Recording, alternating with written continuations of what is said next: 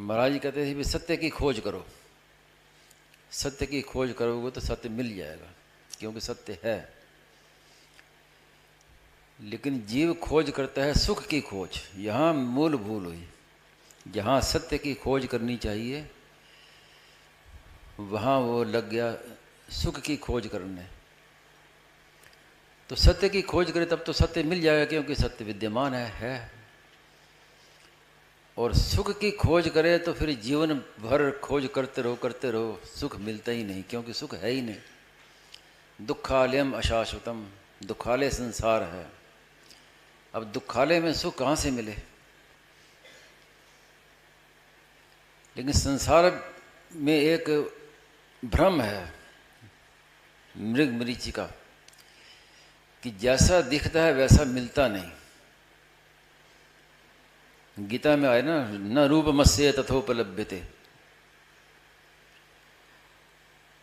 तो चालाकी क्या है संसार की कि संसार में जहाँ देखो तो सुख दिखता है, सुख। उस भ्रम में व्यक्ति सोचता है कि हाँ ये मिल जाए तो मुझे सुख मिल जाएगा, ये मिल जाए तो सुखी हो जाऊंगा, ऐसा हो जाए तो सुखी हो जाऊंगा।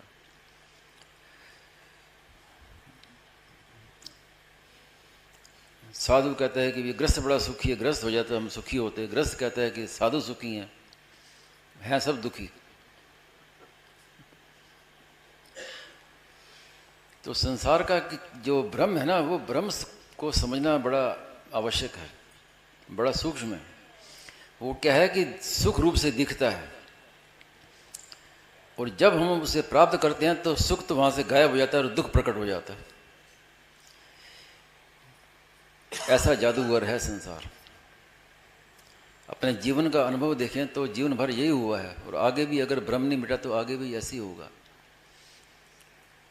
ये मिल जाए तो सुख हो जाएगा, और जैसे वो चीज़ मिलती है तो दुख, सुख गायब और दुख सामने साक्षात प्रकट हो गया।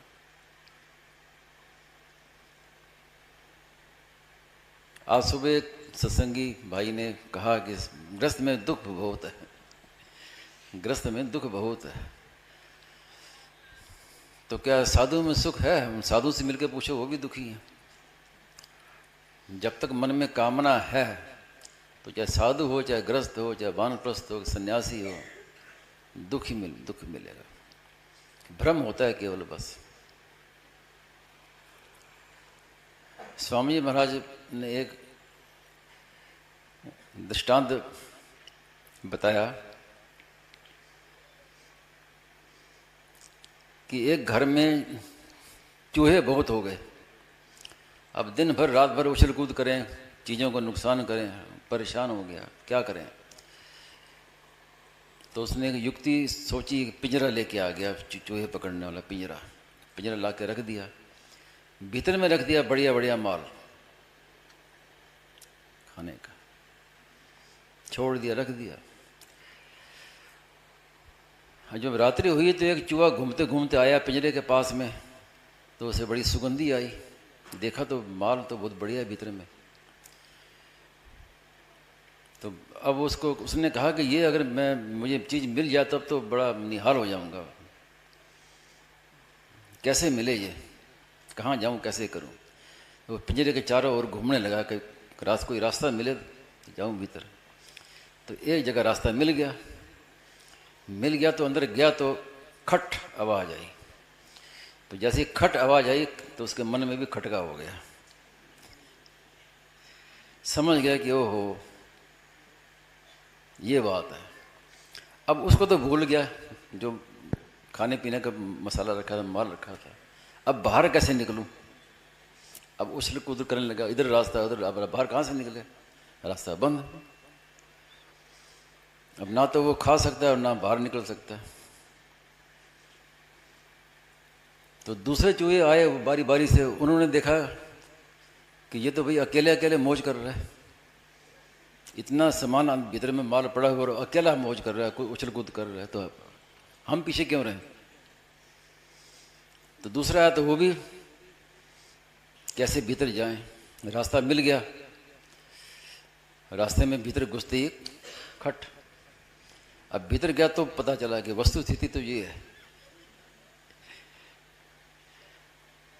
तो जैसे महाराज जी कहते हैं ना कि काठ के लड्डू हों, लकड़ी के लड्डू हों, तो जो नहीं खाता वो भी पछताता है, जो खाता है वो भी पछताता है। तो ये दशा है। लेकिन इसमें घबराने की बात नहीं है गृहस्थियों को। स्वामी महाराज कहते थे गृहस्थ बड़े मजबूत होते हैं, साधु से ज़्यादा मजबूत होते हैं। साधु बड़े कमज़ोर होते हैं, गृहस्थ मजबूत होते हैं। साधु के पास क्या एक कमंडल है, एक झोला है, आश्रम में आ गए, जरा से किसी ने कुछ कह दिया, कोई प्रतिकूलता आ गई तो लोटा वो कमंडल उठाया, झोला उठाया, वहाँ से चल के चल दिया, दूसरे आश्रम चले जाए।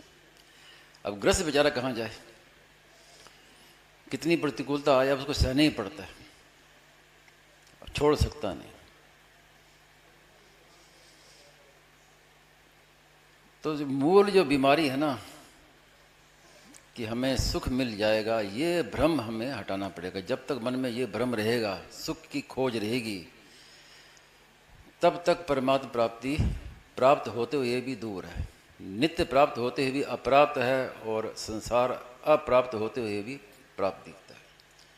तो सुख की खोज की जगह सत्य की खोज पकड़ लो।